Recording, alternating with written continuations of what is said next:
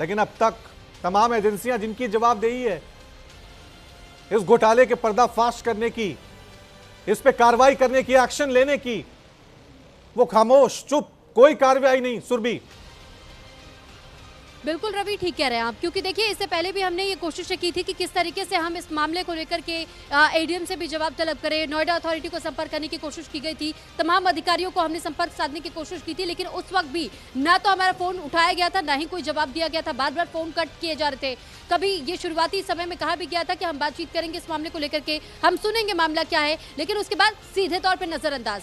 लेकिन आज जब पूरे तथ्यों के साथ में न्यूज इंडिया की पूरी टीम खड़ी है, लगातार सबूत पेश किए जा रहे हैं, इस पर भी हम देख रहे हैं कि अभी भी अधिकारियों की ओर से इस पर संज्ञान नहीं लिया जा रहा है। एक बार फिर से मैं अपनी टीम को कहूंगी और मैं उनसे भी पहले पूछना चाहूंगी, यहाँ पर देखिए हमारी असाइनमेंट टीम लगातार काम कर रही है और ये कोशिश में है कि वो उनसे संपर्क करे। यहाँ प्रियांशु जुड़े हुए। प्रियांशु, आप अभी किसको कॉल करें? मैं अभी बच्चू सर को कॉल कर रहा हूँ। किसको? बच्चू सिंह को, जो एडीएम है। क्या कोई रिस्पॉन्स? सुनते ही कॉल काट दिया उन्होंने। कॉल सुनते काट रहे हो? और मेधा रूपम जी ने तो नंबर को ब्लैकलिस्ट कर दिया। जब भी कॉल कर रहा हूँ उनका नंबर जो जा रहा है कि वो बिजी हैं, और उन्होंने बकायदा मांगा था कि आप पूरा व्हाट्सएप करो। मैंने उनको पूरा हर चीज़ डिटेल्स व्हाट्सएप किया था, लेकिन उसके बाद भी उन्होंने असाइनमेंट के नंबर को ब्लैकलिस्ट कर दिया है। वो और बाकी अधिकारी तो कॉल उठा ही नहीं रहे हैं। जो बाकी अधिकारी मैं लाइन लगा रहा हूँ, कॉल कोई नहीं उठा रहा है।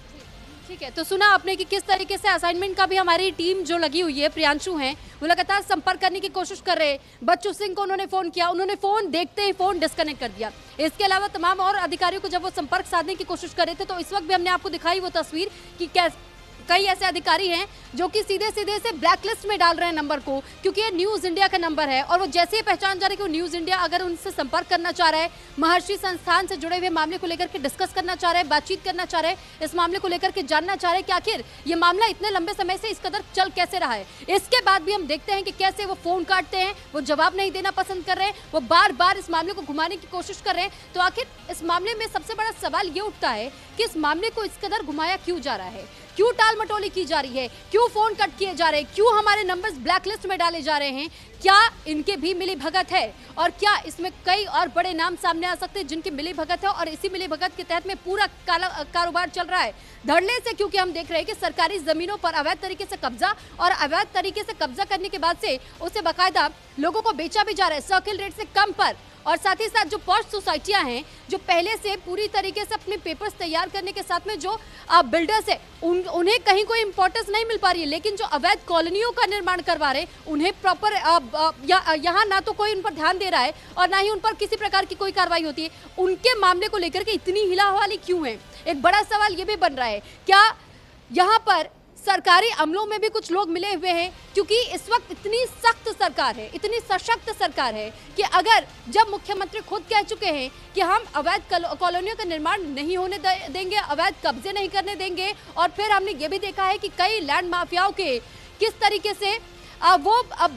बेहद गंभीर अवस्था में हमने उनको देखा, परेशान होते हुए देखा, उन अवैध कब्जों को खाली करते हुए देखा, वहां पर बुलडोजर की कार्रवाई होते हुए भी देखा। लेकिन आज की जो स्थिति दिखाई दे रही है कि महर्षि संस्थान के अपने आप में इतना मजबूत हो चुका है कि वो मुख्यमंत्री की कही हुई बात को भी इनकार कर दे, उसे टाल दे, और वो इसके आगे वो कोई शब्द बोलने को तैयार नहीं है। वो सीधे सीधे अब मामले को लेकर के ये कहता है कि हम पर जानबूझकर के एलिगेशंस लगाए जा रहे हैं, जबकि हमारे पास पुख्ता सबूत है। न्यूज़ इंडिया ने वो तमाम सबूत रखे हैं और हमने वो स्क्रीन पर बाकायदा दिखाया है। हमने वो प्रमाण भी दिए हैं जो रजिस्ट्रियां की गई है अवैध तरीके से, कैसे अवैध कब्जे हो रहे हैं, सरकारी जमीन है। और ये आंकड़ा छोटा मोटा आंकड़ा नहीं है। आप सोचिए कि एक मामूली सा एक हिस्सा जिसको लेकर के ये कहा जाता है कि ये हमारे पास है, पावर ऑफ अटॉर्निटी किसी और को सौंप दी जाती है, फिर महर्षि संस्थान का इसमें भी इन्वॉल्वमेंट हो जाता है, वो अचानक से इसकी प्रॉपर्टियों की सप्लाई करना शुरू कर देता है। सुरभि, मैं चाहता हूं एक बार फिर फोन लगाए ताकि देश की पब्लिक भी देखे कि एक मीडिया संस्थान सबूत लेके वहां पहुंचा हुआ है। हम तस्वीरें दिखा रहे हैं कि भाई ये नोएडा अथॉरिटी की आपकी जमीन है, आवाज नोएडा अथॉरिटी को उठानी चाहिए, न्यूज इंडिया उठा रहा है, ये आपकी जमीन है, इससे अवैध कब्जा हटाइए, ये धोखाधड़ी हुई है, इसको बंद करिए। एक बार फिर मिलवाइए जरा नोएडा अथॉरिटी को फोन और बताइए जरा कि रिएक्शन दे रहे हैं या पूरी इस मिली भगत में वो भी शामिल है। ठीक है, तो एक बार और हम अपने सहयोगी से कहते हैं, देखिए प्रियांशु क्योंकि लगातार कांटेक्ट कर भी रहे हैं और वो कोशिश कर रहे हैं कि बातचीत हो।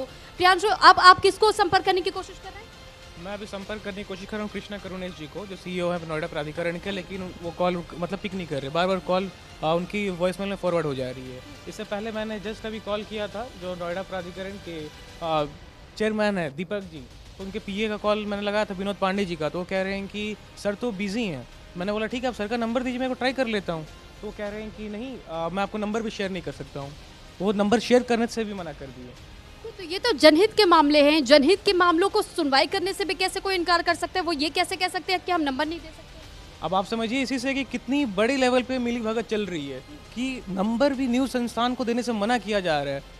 अब ऐसा कौन सा उनका पर्सनल डिटेल्स है, क्या ये कैसे इन लोग बिजी रहते हैं कि जब हम कॉल कर रहे थे उसी दिन ये मीटिंग कर रहे होते हैं, उसी दिन ये इन लोग पर्टिकुलर बिजी रहता है। मैं जब भी मतलब लाइन से सभी अधिकारियों को कॉल करता हूँ और आप मानेंगे नहीं सभी के सभी व्यस्त रहते हैं। इसके अलावा भी क्या 1-2 दिन पहले भी इस बीच में आपने संपर्क करने की कोशिश की थी, किसी भी अधिकारी को जानने की कोशिश की थी मामले में? हाँ, मैं लगातार मेधा रूपा मैम को कर रहा हूँ। अब मेधा रूपा मैम इस लैंडलाइन को ब्लैकलिस्ट कर दिए थे, फिर मैं दूसरे लैंडलाइन से लगाया, उसको भी उन्होंने कर दिया है। अब वो उन्होंने बोला व्हाट्सएप करो, व्हाट्सएप भी कर दिया हूँ, कोई रेस्पॉन्स नहीं मिलता मुझे उनकी तरफ से। यानी डिटेल्स फॉरवर्ड की गई हैं, तमाम डॉक्यूमेंट्स भी दिखाए गए हैं कि हमारे पास सबूत है, इसके बाद यह अधिकारी हमें ब्लैकलिस्ट कर रहे हैं, हमारे लैंडलाइन के नंबर्स को ब्लैकलिस्ट कर रहे हैं, जानबूझ के कॉल्स नहीं उठा रहे हैं? बिल्कुल नहीं उठा रहे हैं।